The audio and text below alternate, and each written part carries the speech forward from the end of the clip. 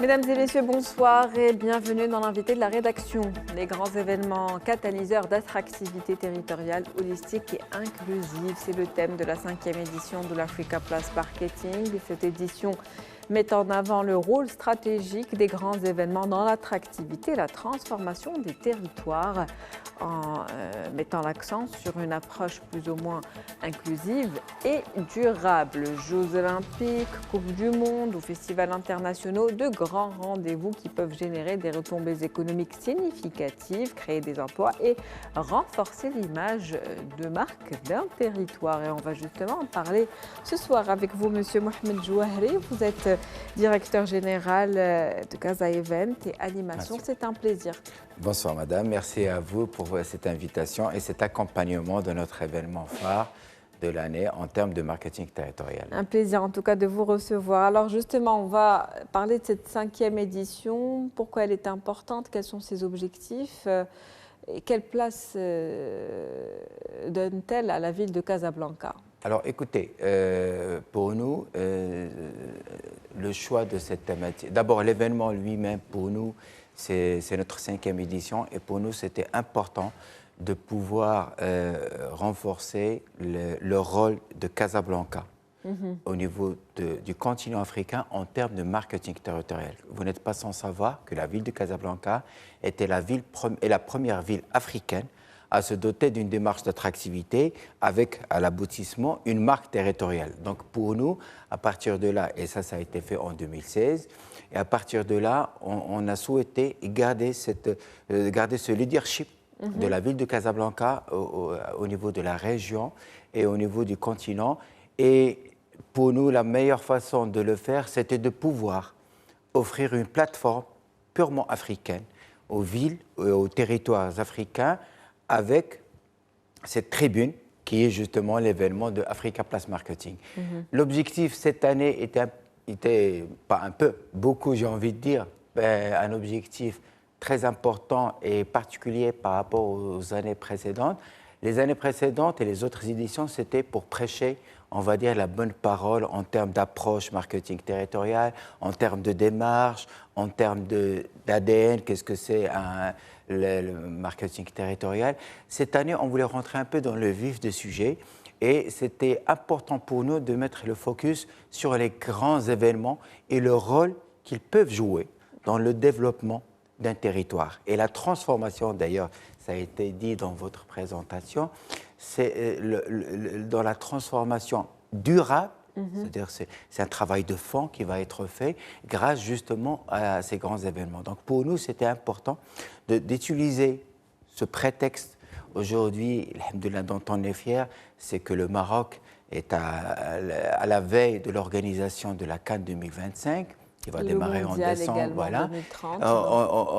On va organiser la Coupe du monde féminine U17 et pour finir avec, on va dire, un grand événement mondial planétaire, c'est la Coupe du monde 2030. Donc pour nous, c'était important de pouvoir montrer l'impact de ces grands événements dans la transformation d'un territoire, mais pas uniquement avec des retombées économiques, mais également dans la transformation positive d'un territoire et dans la possibilité de contribuer aussi à la transformation sociale, à la transformation environnementale et culturelle d'un territoire. Donc tout ça, c'était justement les différentes déclinaisons qui sont programmées dans la 5e édition de la PM. Des retombées économiques mais aussi sociales, vous l'avez dit. Absolument. On parle également d'inclusion. Oui. Pour rester sur cette 5e édition, Oui. quelles étaient les nouveautés de cette édition? Alors pour nous, la nouveauté cette année, on a été agréablement surpris, c'est l'engouement qu'on a eu des territoires africains. C'est-à-dire qu'on a reçu plus d'une quinzaine de territoires africains qui sont venus spontanément échanger avec nous, j'ai envie de dire, proposer des initiatives, et c'était ça quelque part la signification, j'ai envie de dire, du mot leadership qu'on voulait avoir au niveau de Casablanca, c'est de pouvoir justement avoir cette plateforme d'échange. Et quand on dit échange, c'est dans les deux sens. Et nous, on a toujours tenu à ce que ça soit au niveau de Casablanca, qu'on puisse offrir la possibilité de voir ce qui se passe de l'autre côté de la Méditerranée, de l'autre côté de l'Atlantique, mais également un regard sud-sud avec nos amis africains. Et donc là, cette année, la grande particularité, c'est qu'on a eu énormément d'Africains qui sont venus du Sénégal, le Bénin, Togo, le Congo, la Côte d'Ivoire, et j'en ai oublié. Mais également, on a fait venir des gens des États-Unis, parce que c'était important. Par exemple, Atlanta, avec l'expérience de recevoir des grands événements, les Émirats arabes unis, la France. Et donc, pour nous, c'était de pouvoir avoir des retours d'expérience. Et c'est ça parce que nous, au niveau africain, on peut considérer qu'en termes de marketing territorial, on est en train de faire nos premiers pas. Même si pour nous, en ce moment, sans aucune fausse modestie, on fait vraiment des grands pas dans ce sens-là. Mais c'était d'accompagner cette approche et cette démarche positive qui est devenue la nôtre, et la nôtre au sens africain du terme, par rapport, le confronter, le challenger par rapport à ce qui se passe, les meilleures pratiques au niveau du monde occidental.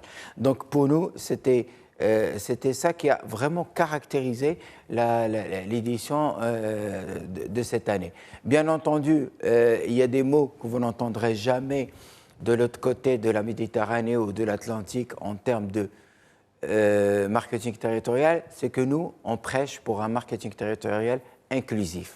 Et holistique. Et holistique. C'est-à-dire qu'aujourd'hui, pour nous, c'est important que le citoyen et l'habitant soient au cœur de la réflexion. Donc, et pour nous, il doit être non pas un consommateur de ce que nous développons comme marketing territorial, comme projet, mais un acteur et une partie prenante. Parce que pour nous, c'est la meilleure façon pour qu'il s'approprie le projet et il devient le sien. Voilà. Donc, on le comprend bien par rapport à tous vos propos, on comprend bien en tout cas cette thématique, grands événements, catalyseurs d'attractivité territoriale, holistique et inclusive. Puisque vous avez dit qu'il y avait un certain nombre de pays africains qui étaient présents, aussi des pays du Nord. Il y a eu ce partage d'expériences, une plateforme donc d'échanges, de discussions, de débats, un partage de savoir-faire, je suppose également. Donc par rapport à cela, si on devait parler de l'Afrique aujourd'hui et de marketing territorial, quels seraient les obstacles encore à relever ou les défis à relever pour aller encore plus loin ? Alors, aujourd'hui, en termes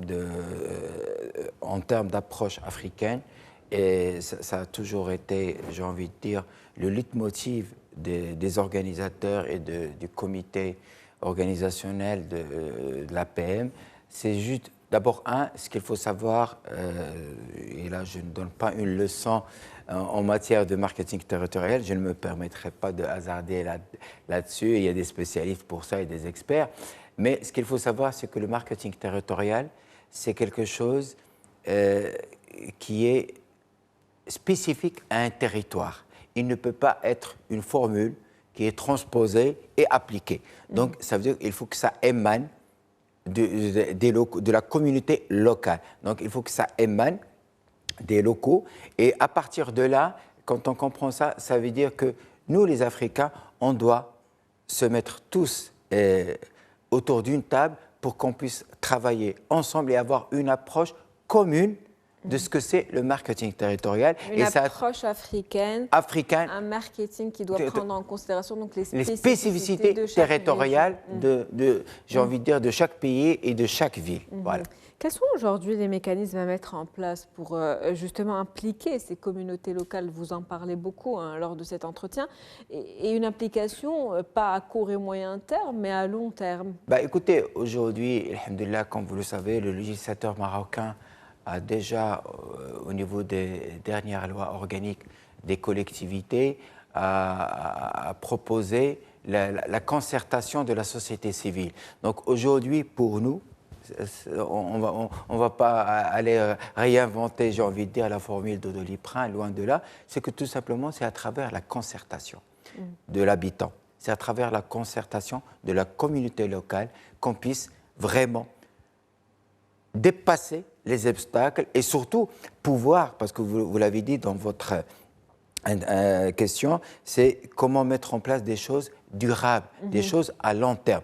Pour que ça soit à long terme, que ça ne soit pas uniquement un effet de mode, il faut que ça soit porté par l'habitant, porté par le citoyen lui-même. C'est pour cela que, donc, il y a, et c'était même l'une des étapes principale de la démarche d'attractivité qui a été mise en place par Casablanca, c'était le process de concertation, le process d'interaction avec le citoyen et l'écoute.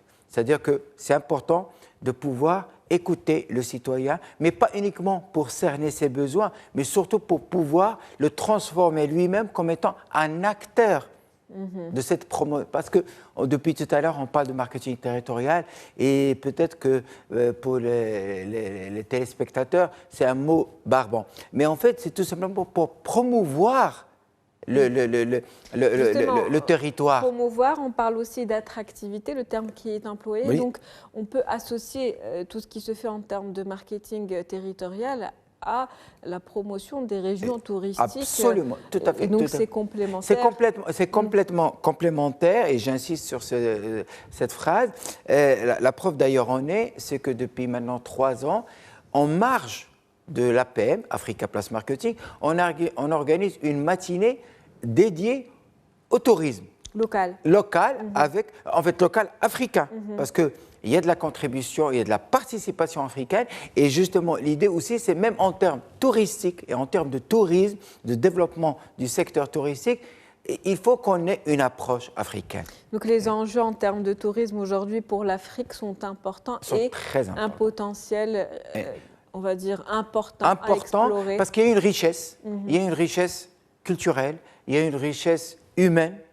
Et naturel. Donc aujourd'hui, c'est comment packager cet ensemble de cette panoplie de richesses africaines pour pouvoir mieux la vendre, et la vendre pas au sens péjoratif du terme, mais surtout promouvoir ces richesses-là. Et aujourd'hui, à travers les échanges qu'on a eus avec nos amis africains, c'est que on est tous, alhamdoulilah, conscients, et je pense que des grands événements, et là on revient à notre sujet, à notre thématique, des grands événements comme une Coupe du Monde, comme des Jeux Olympiques ou comme tout simplement une expo universelle, peuvent être des catalyseurs, mais en fait, on va enlever encore un mot catalyseur barbant, un accélérateur, c'est-à-dire il peut accélérer la promotion et le développement, et donc l'intérêt que quelqu'un de l'extérieur peut porter sur le territoire en question qui reçoit cet événement.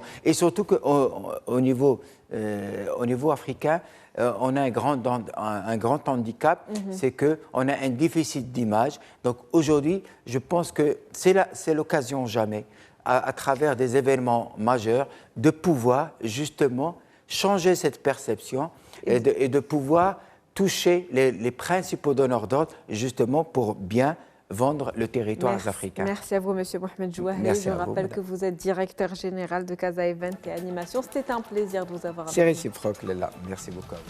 C'est la fin de l'invité de la rédaction pour ce soir. Merci pour votre fidélité. On se retrouve demain avec un nouvel invité. Très bonne soirée.